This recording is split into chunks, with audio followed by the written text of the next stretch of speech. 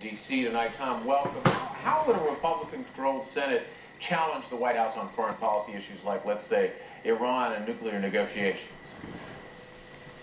Great to be with you. Thank you for having me on. I think what they would try to do is to exert pressure in both the populist area in terms of the public dialogue by making much more aggressive statements from the pulpit that they would be afforded with majority control of Congress. For example, Senator McCain on the Armed Services Committee, and trying to prevent the president from relieving sanctions on Iran in the event of a nuclear deal.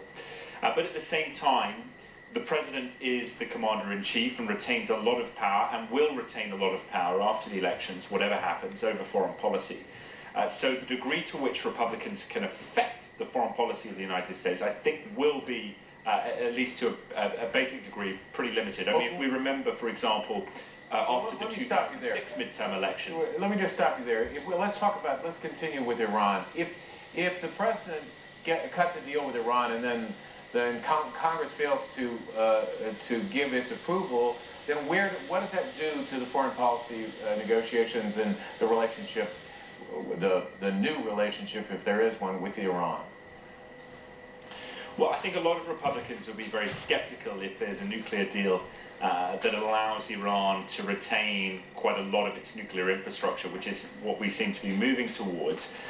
That being said, there have been statements coming out of the White House, mainly ones below the surface, not open, unnamed sources, for example, talking about the president's ability, as they see it in the White House, to release sanctions or to remove sanctions by executive order, even if the Senate doesn't approve releasing those sanctions. So there'll be a big debate about the president's executive power as it relates to Iran. Certainly with Republicans in control of the Senate, which I think is likely, but we'll have to see tomorrow, that will be a very controversial broaching point.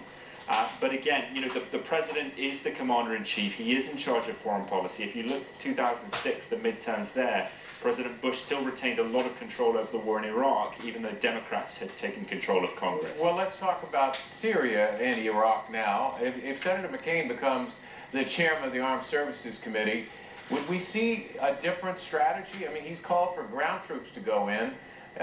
It doesn't seem the American people are supportive of that. How can he play a role when the President of the United States is essentially in charge? Well, I mean, General Dempsey, I think the military are anxious. You've seen recent statements about Anbar on Friday from General Dempsey, the chairman of the Joint Chiefs, about the need, as he sees it, and quite frankly, as I see it, for some special forces on the ground embedded with Iraqi units and with the tribes in Anbar and Deir ez-Zor in eastern Syria.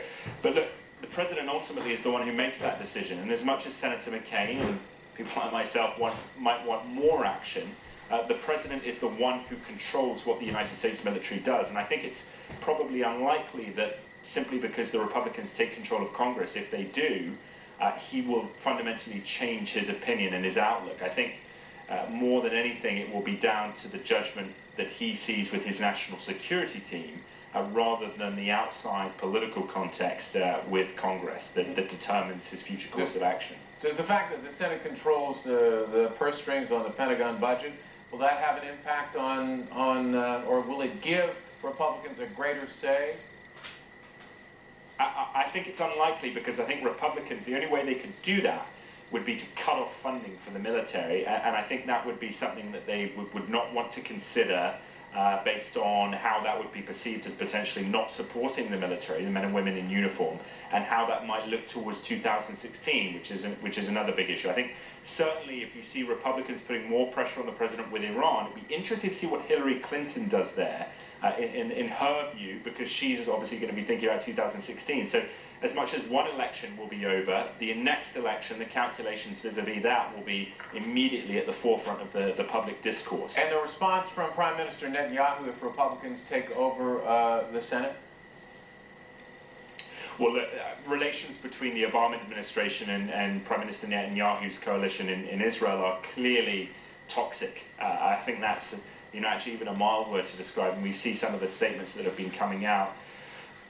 There have been movements by Likud, elements of Likud, the party of which Netanyahu is the Prime Minister, to reach out to Republicans below the surface to try and pressure Republicans to take a tougher line on issues like Iran, like sanctions. But quite frankly, again, it comes down to that basic point that the president ultimately, for right or wrong, for good or bad, however people see him in terms of their own views, believe he's the one who makes those decisions. Well, that some of the candidates, including some Republican candidates, are suggesting that if voters elect them, they'll be able to affect those issues. So we will see whether or not that's the case. Tom, it's good to have you on the program. Thank you very much. Thank you. The U.S. is adding new security checks for